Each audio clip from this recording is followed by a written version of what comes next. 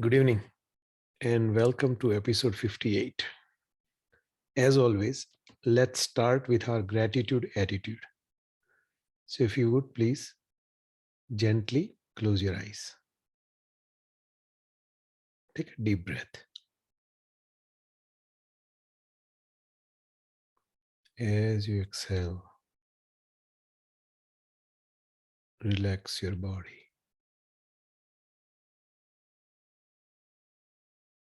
Let all the tension drain out of your muscles.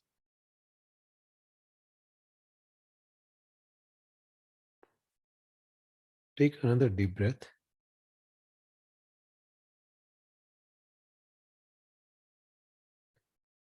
As you breathe out, release the stress.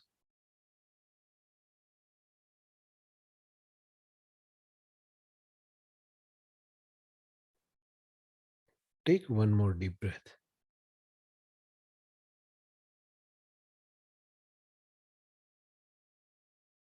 And this time, completely surrender yourself.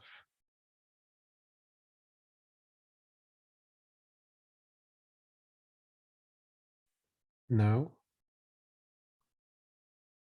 think of one thing that happened in past 1 week which you are thankful for.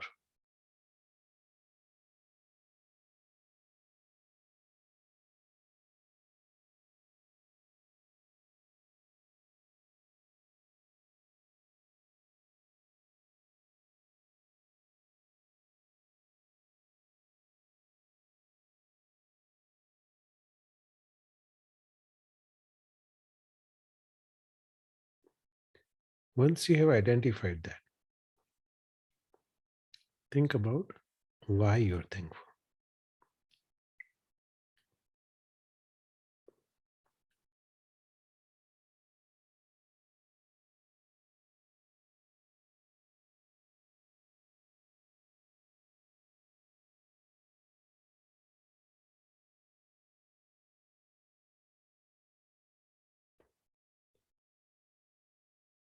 And now let's set it free.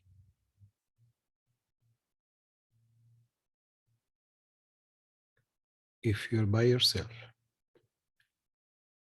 say it out loud what you're thankful for and why.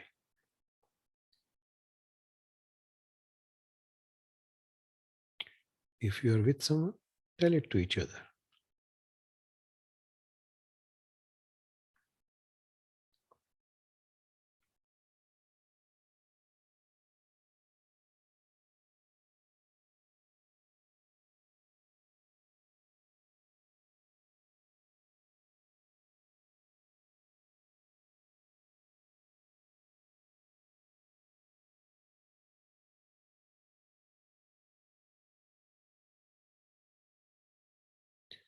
Okay, let's begin. Have you ever thought about why you are where you are in life? Two people grow up in similar environments, end up being completely different places in life. Why does that happen? The simplest answer is the choices we make in life. Today, let's look at how the smallest choice we make can have an impact on our life in the long run. So, this actually happened a week or 10 days ago. I was talking to a group of young adults and we were discussing life in general. All of a sudden, one of them said something very interesting. He said, when we were in high school, our focus was to get good grades by hook or by crook, and not really on the love of learning. Mind you, this kid goes to Stanford and is probably one of the brightest young men I've known. He went on to tell me that the habits they developed in high school are making it difficult at his college. He said he wished he made better choices back in high school. So I thought that was very profound for a young adult to realize, right? He's probably 19, maybe 20 years old. You see, most people go through the motion of life without realizing that where they are in life is largely due to choices they have made for better or for worse. They don't realize that life just doesn't happen. I used to tell my kids, and I still tell them that your life, your decision, right?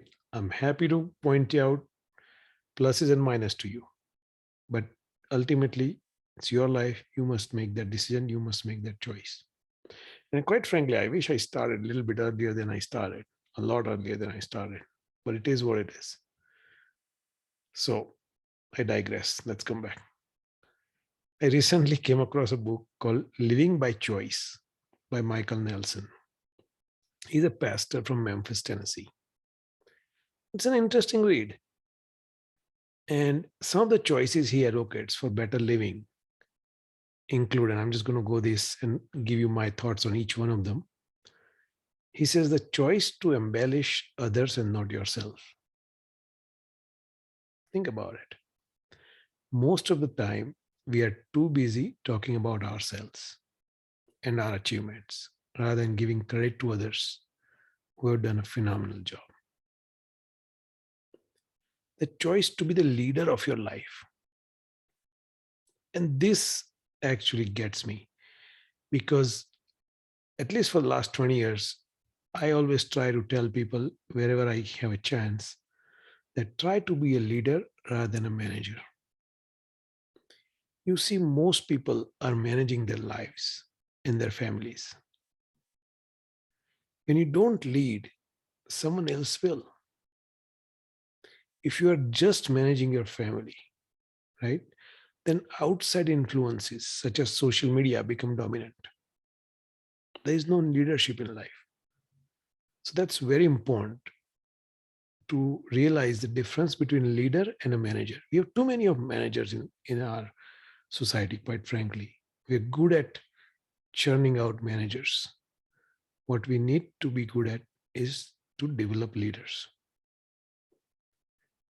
And then Michael goes on to say that you have a choice to be patient. It really doesn't help when we get all worked up and impatient. Instead, when we come across a challenging situation, it is helpful to take a deep breath, assess the situation, and be patient. I'll tell you a story.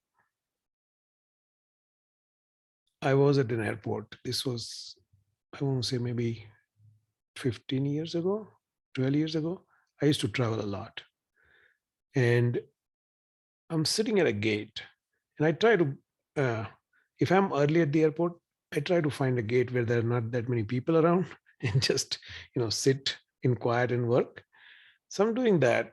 And all of a sudden start getting busy and the flight was canceled. And this guy, he's just sitting there. Everybody's in the line, this, that, the other thing. And I gently asked him, I said, what's your story? Are you on this flight? He says, yeah, I'm on this flight. And I said, do you have to be in line to, you know, rebook your flight? And he says, you know what? They know what they're doing, right? They'll rebook me. Rather than standing in line, right? He says, nobody's going until tomorrow anyway. I'll just sit here for an hour until line is over. It's so cool to hear that, right? You don't see that anymore. And then you have a choice to be loving. This is perhaps the most important emotion in life. When you have love in your heart, the fear and angst disappear. Next time you find yourself stressed, try love as an antidote. It seriously works. You have a choice to be tolerant to opposing views. This is so much needed in today's world. We are at a point in our public square where no one is willing to listen to anyone else. all of us have decided that our opinion is the right opinion, and anyone who does not agree is an idiot. The media is mostly to blame, but social media also plays its role, especially the social media algorithms, right? Because they keep us in our own little biased bubble. And then we have choice to be giving. And we talked about this quite often, right? Generosity. Giving ignites our sense of greater good, is very contagious. The choice to show gratitude. Well, I don't think I have to say a lot about that. Every session we started with our gratitude attitude. And hopefully, you've seen a difference in your lives. The choice to be respectful to yourself and others. RESPECT. It's such a simple word, but people find they have to fight to get respect in our history. If you look at African American history or the apartheid or the Indian freedom struggle, a lot of people died just to get a speck of respect. And there is choice to follow your passion. And this is the most important for young adults. It's so good to follow your own passions because that's what leads to your true happiness. One thing I want to point out is that no one sets out to make a bad choice. Nobody gets up in the morning and says, let's make stupid choices today, right?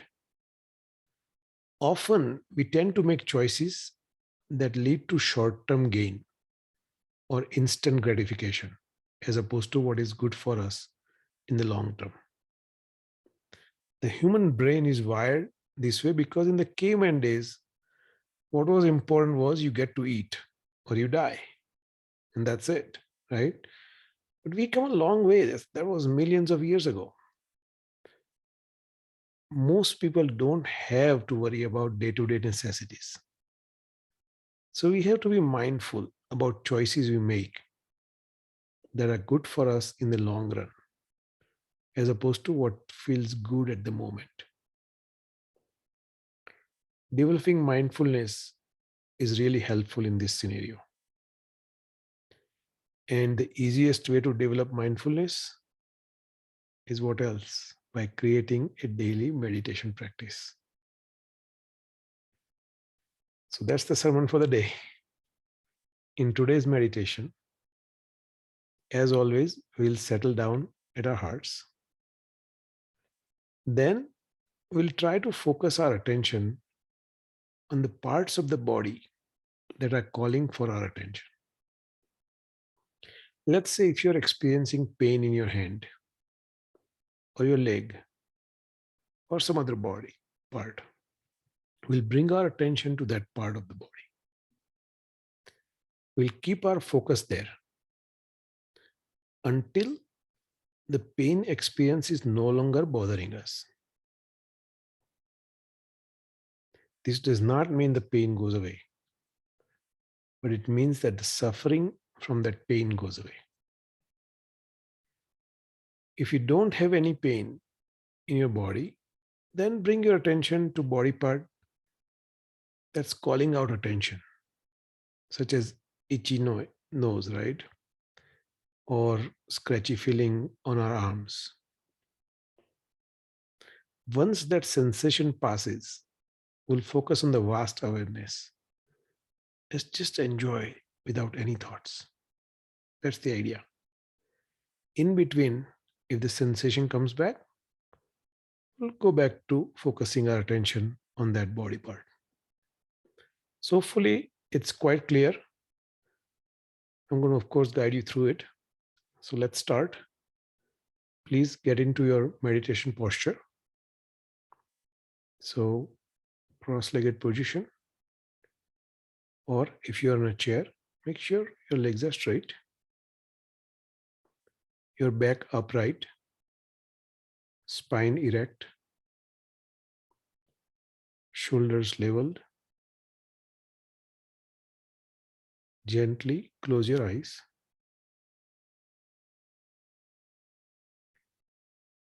Keep your mouth just a little bit open.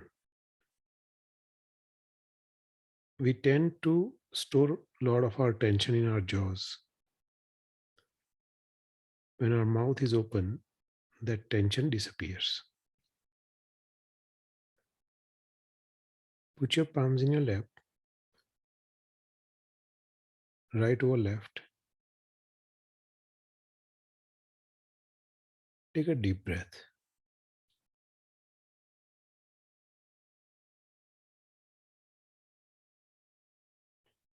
As you exhale,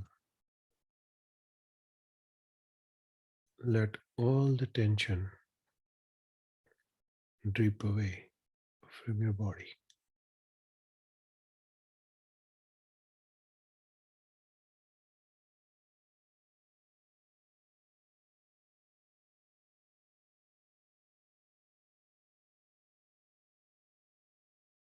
Take another deep breath.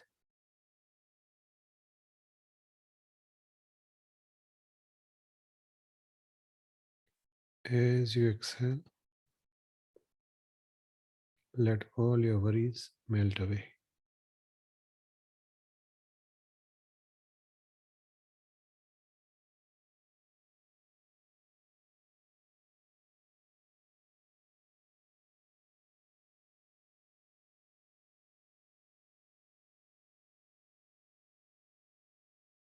Bring your attention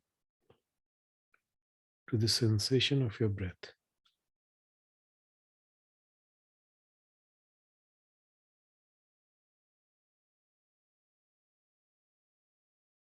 Feel the cool air as you breathe in.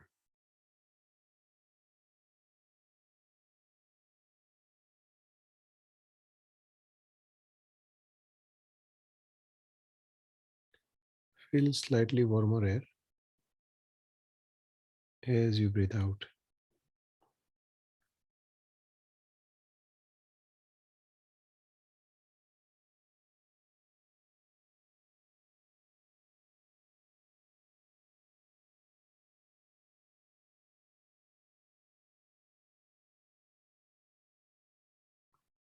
Keep your focus,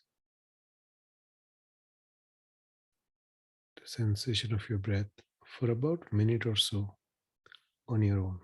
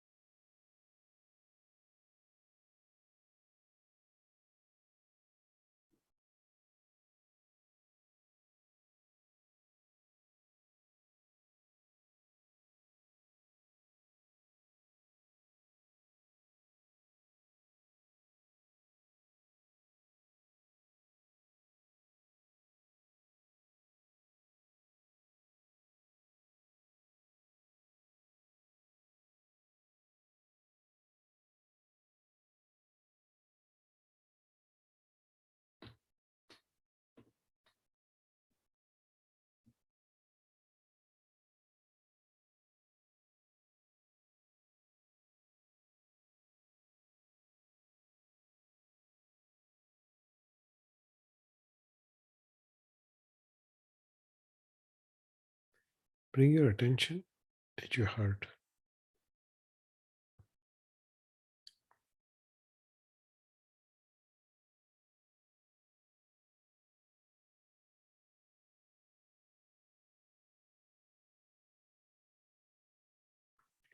Imagine everything that happened before this moment melts into light and disappears.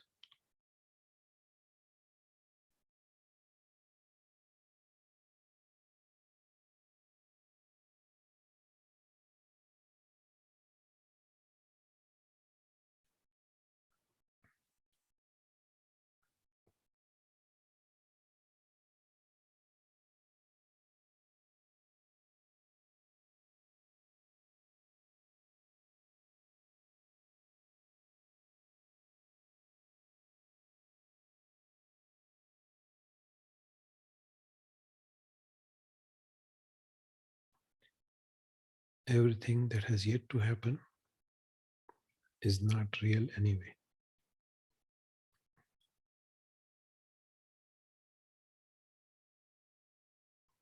So it is just this moment.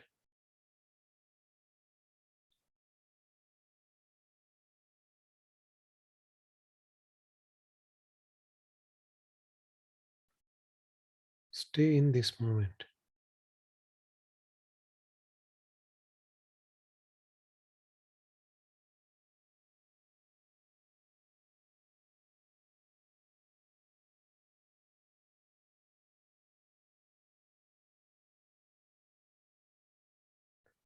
Enjoy the peace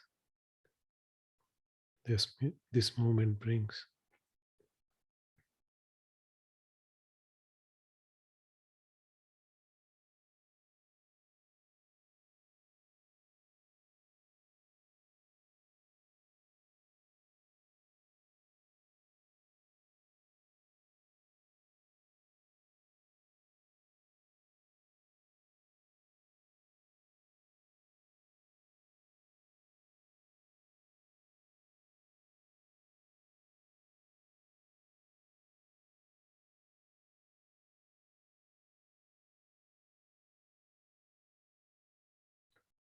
Let peacefulness of this moment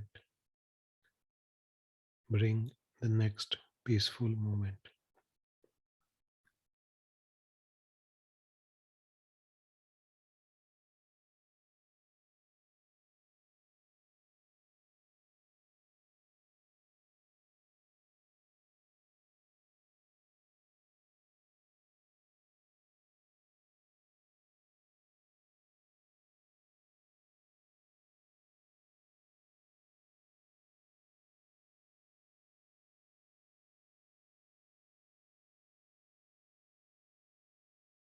Remember,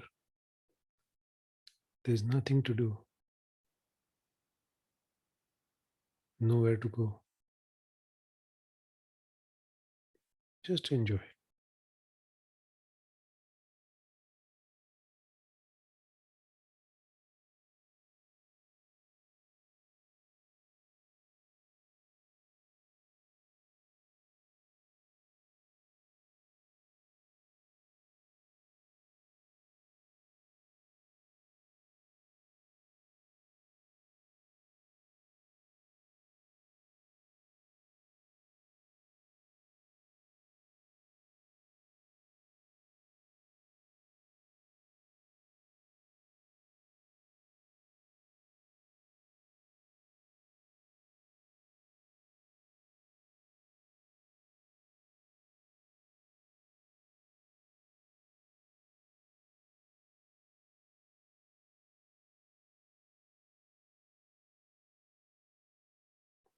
Now, bring your attention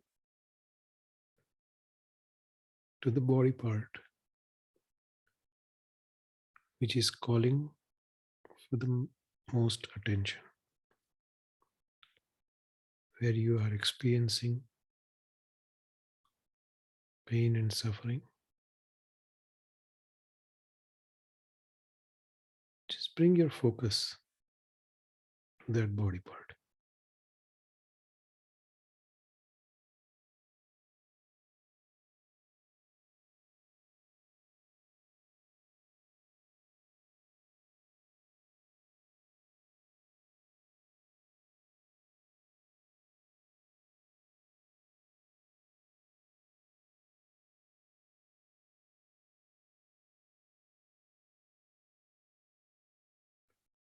Keep your focus there,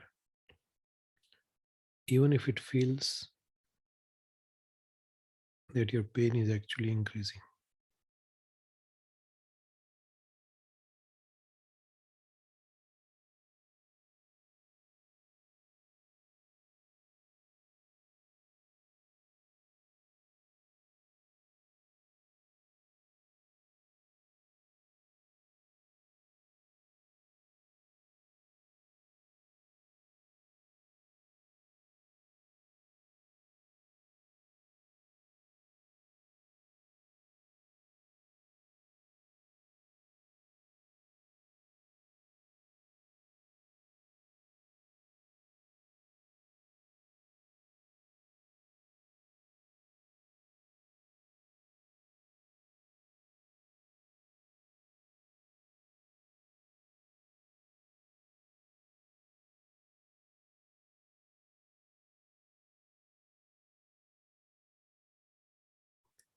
you can move your focus to a different body part which is calling out attention. Once the suffering subsides at this focus,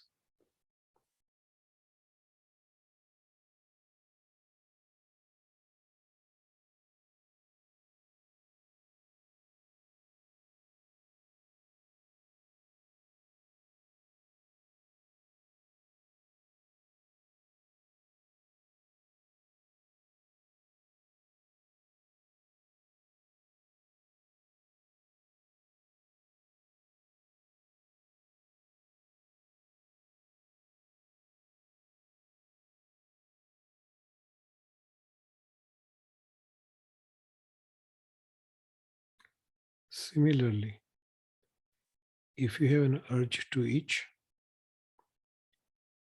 just bring your focus to that part until that urge goes away.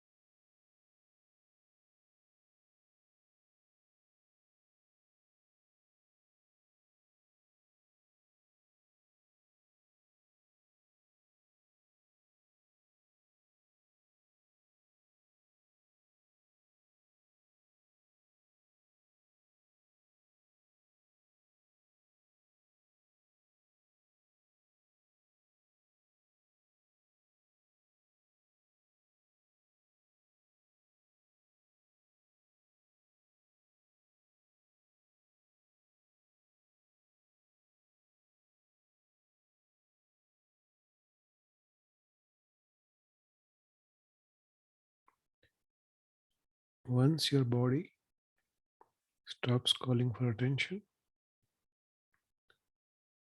just enjoy the vast awareness without any thoughts or judgment.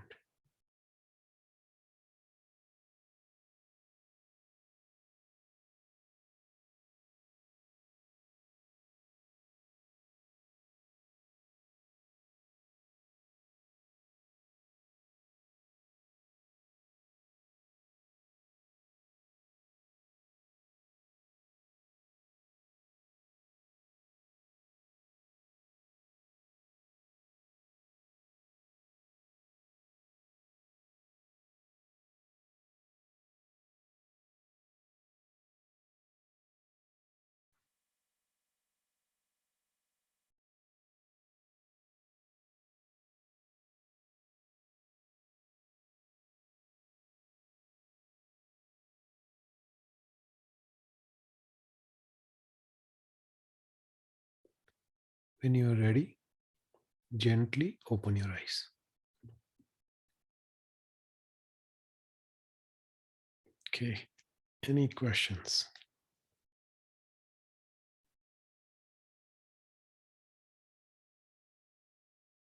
No questions. Go ahead, Sapan.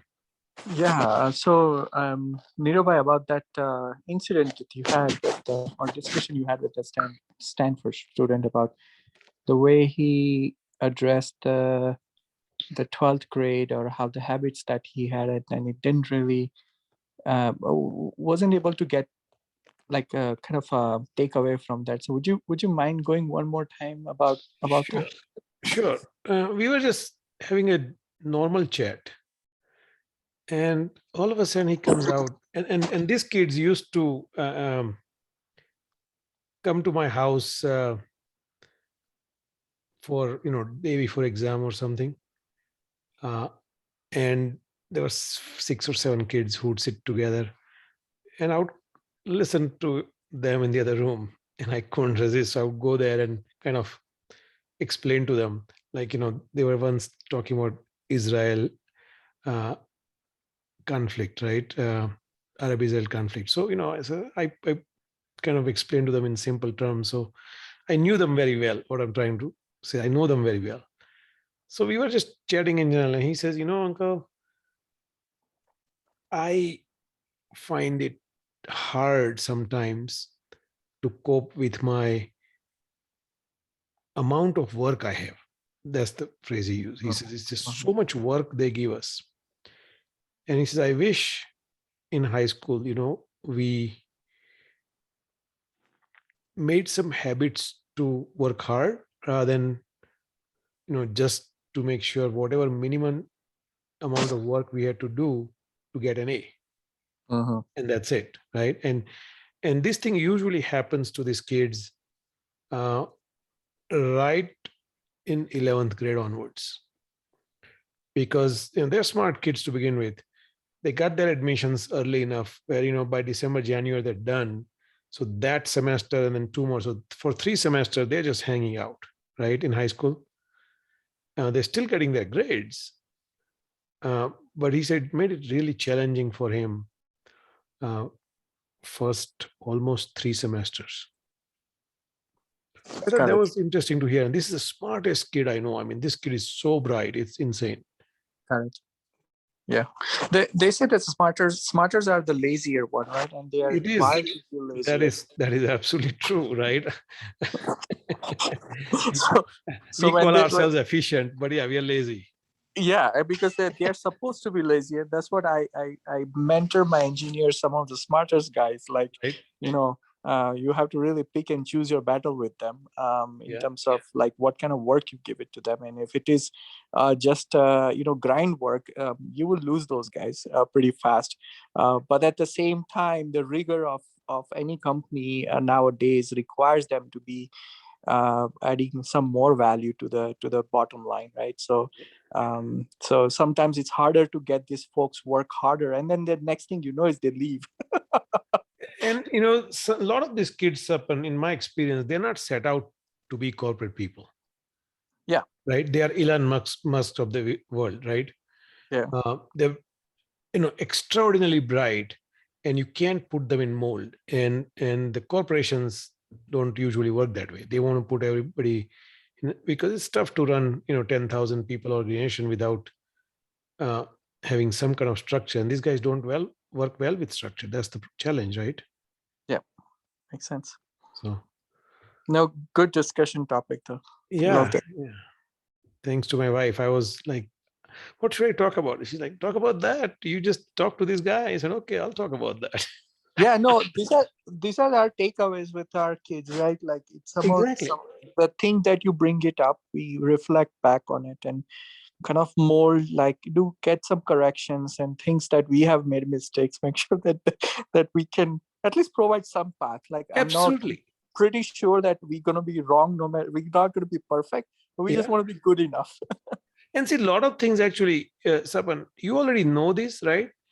But there's so many things that we forget. This is kind of a refresher, if you will, right?